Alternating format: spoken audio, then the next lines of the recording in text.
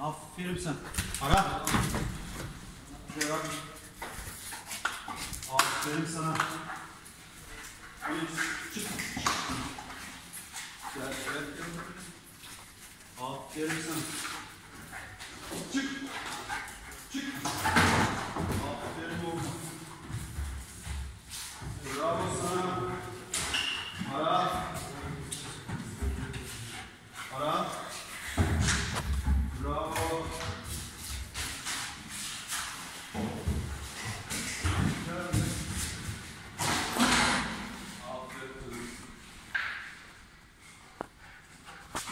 Aferin sana.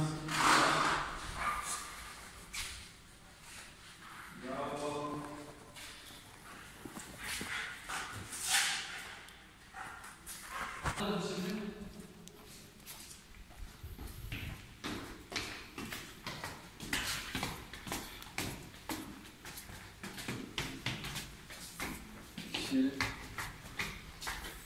Gördüğünüz gibi 3 adet demir kapları bulunmuş.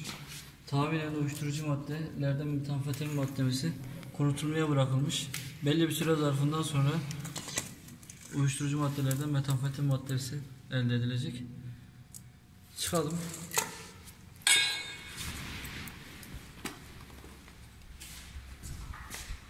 Geniş alalım.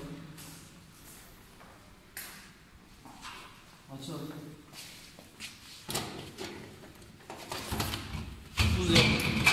Buz yapımında kullanılan iyot maddesi ve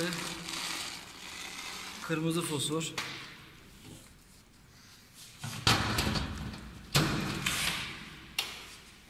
Yine aynı şekilde kimyasal madde olduğu için ayrıştırmak için kullanılan fanus ve ısıtıcılar.